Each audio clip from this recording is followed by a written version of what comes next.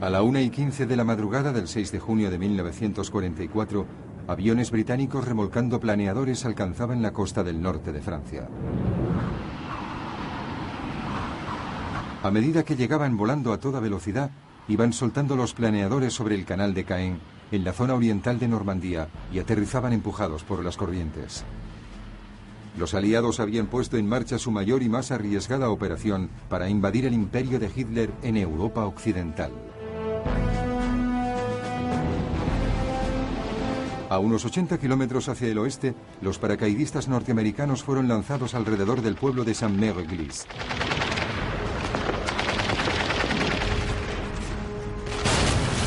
Se produjo un feroz tiroteo.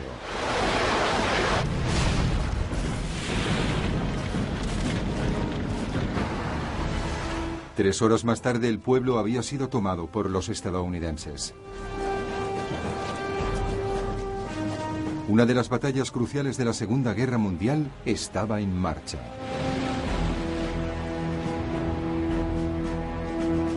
Al cabo de una hora, horrorizados centinelas alemanes, situados a lo largo de la costa de Normandía, vieron surgir de entre la bruma una gran flota. No habían recibido ningún aviso.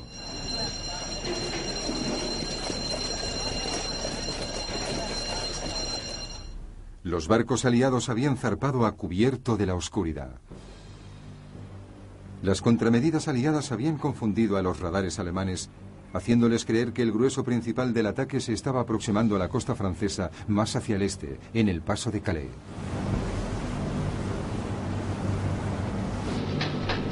Los buques de guerra aliados que se hallaban a la altura de la costa de Normandía empezaron a bombardear las posiciones defensivas alemanas.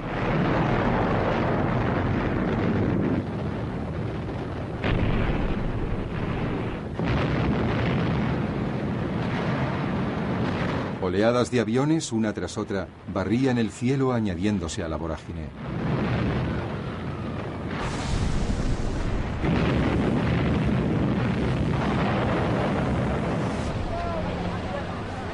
Aprovechando la cobertura de este bombardeo, las tropas de asalto tomaron posiciones en sus lanchas de desembarco y se dirigieron a la orilla.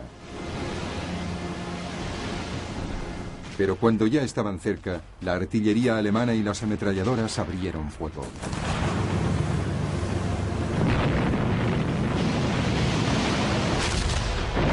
Varias lanchas de desembarco fueron ametralladas. Otras chocaron con obstáculos que se hallaban bajo el agua. A las 6:30 de la mañana, las primeras oleadas de soldados alcanzaban las playas.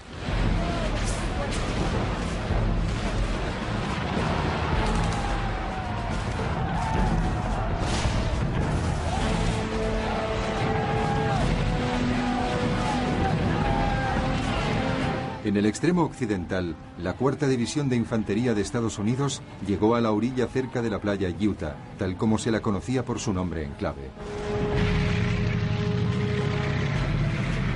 En menos de 2 horas, ya había enlazado con los paracaidistas norteamericanos que se habían desplegado sobre Saint-Mère-Église.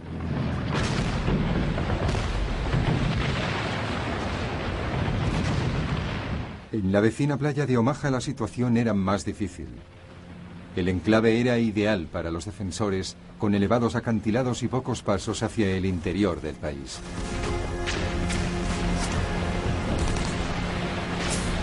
La 1ª División de Infantería estadounidense era acribillada por las ametralladoras alemanas mientras avanzaba por el agua hacia la orilla. Y para empeorar las cosas, los tanques anfibios norteamericanos se quedaron empantanados en el barro. Miles de soldados se quedaron atrapados en la playa. El desastre se avecinaba.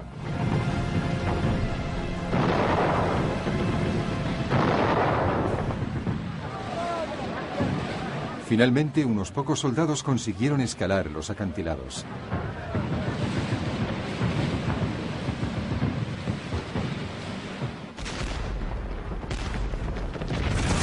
Contra cualquier pronóstico, los estadounidenses mantuvieron la cabeza de playa.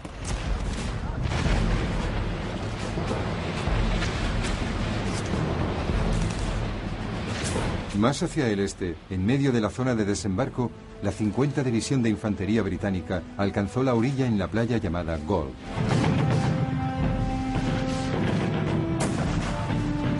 También fue recibida por un fuego despiadado.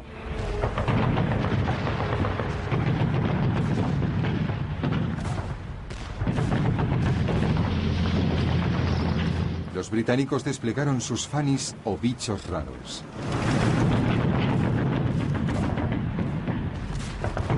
Las tropas británicas avanzaban rápidamente hacia el interior. En otro punto de desembarco cercano, la playa Juno, la tercera división de infantería canadiense se enfrentaba a una situación similar.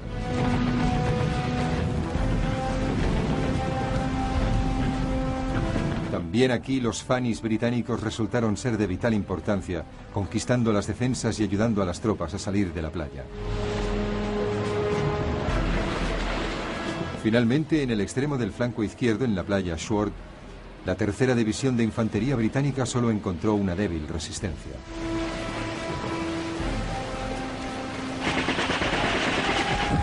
En unas pocas horas, sus comandos habían enlazado con las tropas transportadas por los aeroplanos al canal de Caen.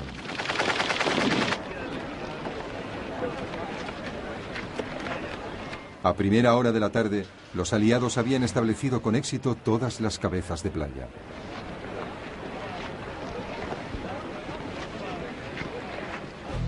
El alcance y la coordinada sincronización de la invasión habían cogido a los alemanes totalmente por sorpresa. Habían supuesto que los aliados esperarían hasta que el tiempo mejorara. El mariscal Erwin Rommel había aprovechado la ocasión que ofrecía el mal tiempo para visitar a su familia en Alemania. Su subordinado inmediato en Normandía y Bretaña, el general Friedrich Dollmann, se hallaba a unos 160 kilómetros de su cuartel general, participando en un ejercicio de maniobras militares. Únicamente el comandante supremo alemán responsable de operaciones en toda Europa occidental, el mariscal de campo Gerd von Rundstedt, se hallaba en su cuartel general. Pero necesitaba el permiso de Hitler para trasladar sus reservas Panzers al campo de batalla. Cuando se recibió la petición de von Rundstedt, Hitler estaba durmiendo y sus ayudantes no quisieron despertarle. Fue al mediodía cuando el Führer tuvo noticia de la invasión, pero no se la tomó muy en serio. Seguía convencido de que el ataque principal tendría lugar en el paso de Calais. Estaba seguro de que Normandía solo era una maniobra fingida. Solo al final de la tarde, cuando se hizo evidente el verdadero alcance de la invasión, Hitler autorizó la puesta en marcha de sus reservas Panzer.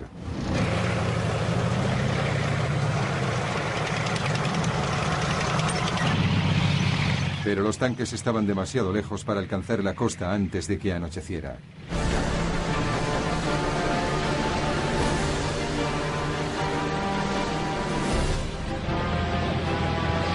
A la caída de la noche y a pesar de la obstinada resistencia alemana, las cabezas de playa en las zonas cercanas a Utah, Gold, Juno y Sword estaban afianzados. Únicamente en la playa Omaha la situación era más precaria.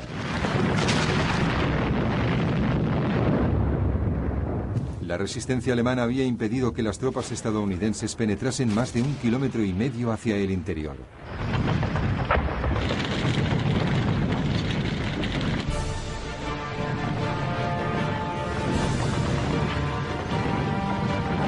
Al caer la noche del 6 de junio, más de 100.000 soldados aliados habían desembarcado en Normandía.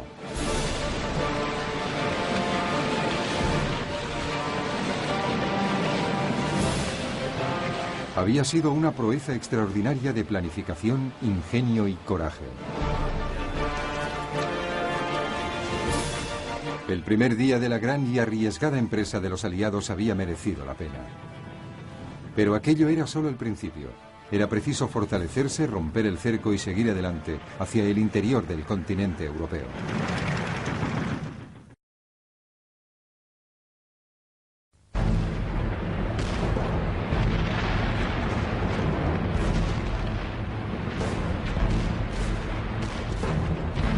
Al amanecer del segundo día de la mayor invasión por mar jamás intentada, miles de soldados aliados se habían abierto camino desde sus cabezas de playa y estaban penetrando hacia el interior.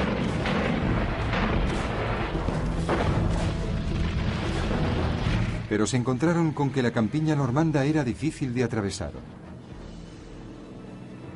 El mosaico de bosques y pequeños campos divididos por zanjas inundadas y espesos setos de arbustos proporcionaba el terreno ideal para el emplazamiento de las ametralladoras y los tanques alemanes.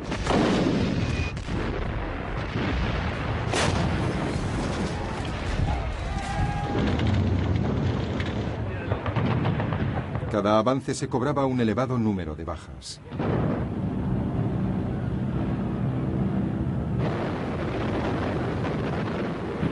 El poder aéreo aliado resultó crucial. Cuando llegaron los refuerzos de Panzers de von Rundstedt, se vieron tan reducidos por los bombardeos aéreos que no consiguieron organizar ni un solo contraataque de importancia. Por su parte, los combatientes de la resistencia francesa que operaban tras las líneas alemanas entorpecieron también la llegada de los refuerzos germanos.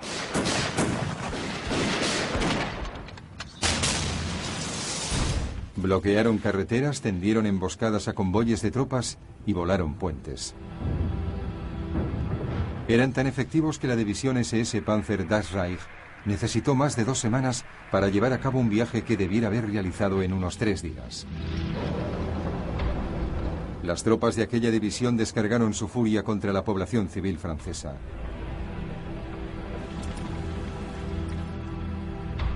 El pueblo de Oradour-sur-Glane y sus 642 habitantes fueron aniquilados.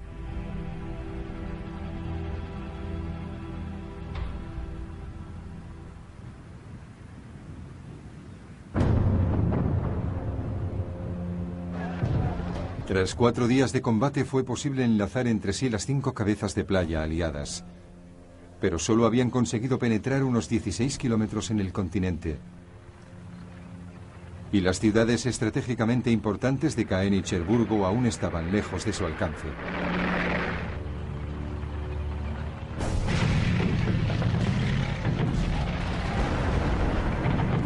Finalmente, 6 días después del desembarco, el general Montgomery, el comandante británico, lanzó un gran asalto sobre la ciudad de Caen.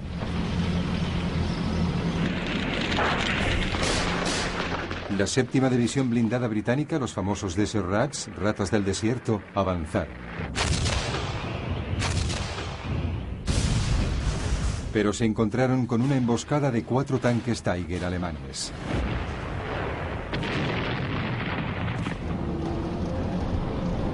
Los tanques aliados Sherman fueron totalmente superados por aquellos.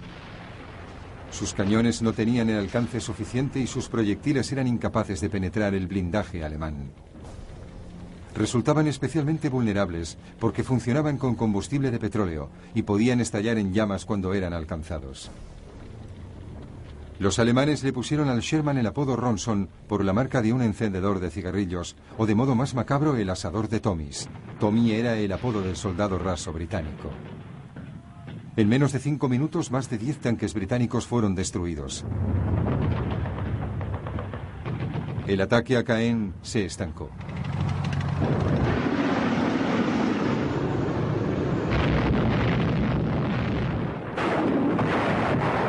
Superados por los tanques alemanes, los aliados confiaban en la abrumadora fuerza aérea y en la artillería.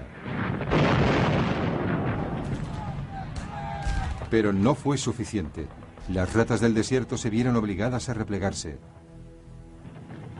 Caen continuó en manos de los alemanes.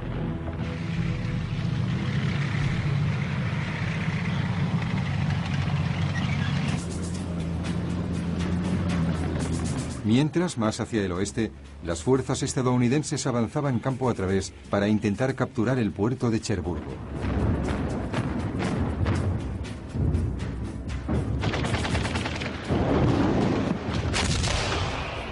Necesitarían casi 10 días de feroz combate para poder acercarse.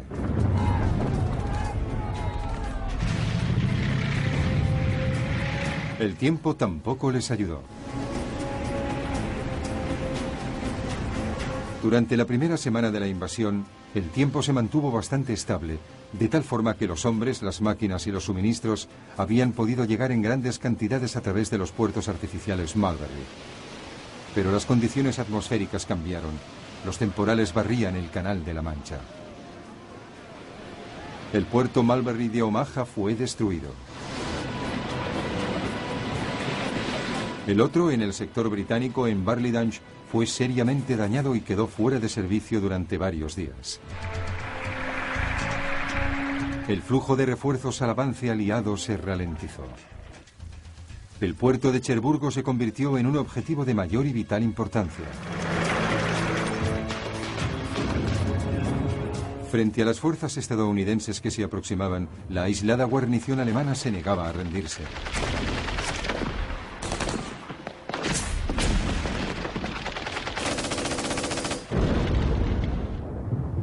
Hubo un feroz combate casa por casa.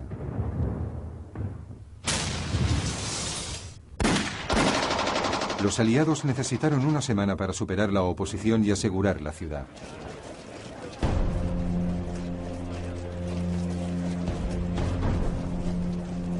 Pero el puerto había sido destrozado por los alemanes en fuga.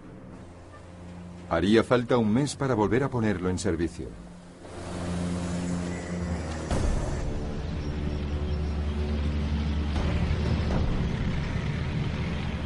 Mientras, en el este, Montgomery lanzaba otro asalto sobre Caen.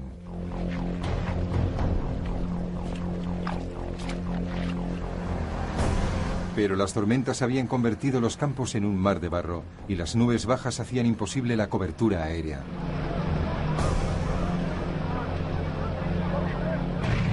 El avance era lento.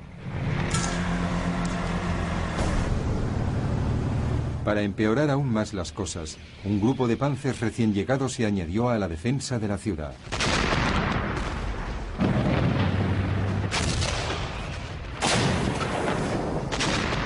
Cuatro días después, los británicos se vieron de nuevo obligados a detenerse.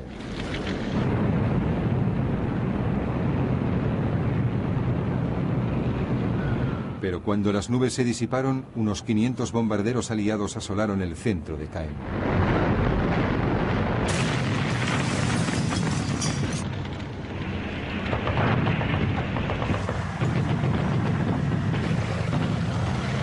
Las tropas británicas se abrieron camino a través de los barrios periféricos del norte. Pero las ruinas ocasionadas por el bombardeo se convirtieron en posiciones defensivas ideales para los alemanes.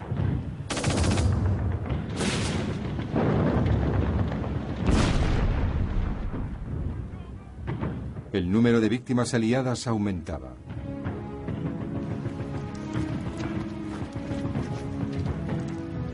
Después de 48 horas, el ataque fue suspendido una vez más.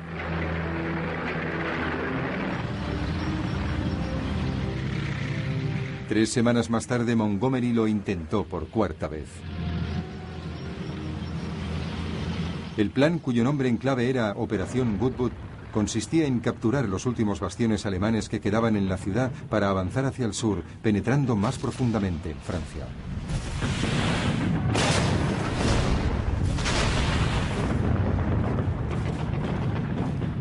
Tras 2 días de combate, finalmente la ciudad de Caen fue conquistada. Parecía que el camino quedaba ahora despejado para que los tanques británicos avanzasen hacia el sur, hacia el interior de Francia.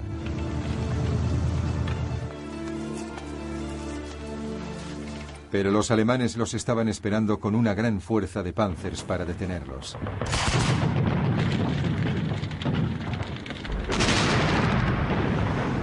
El avance británico se detuvo.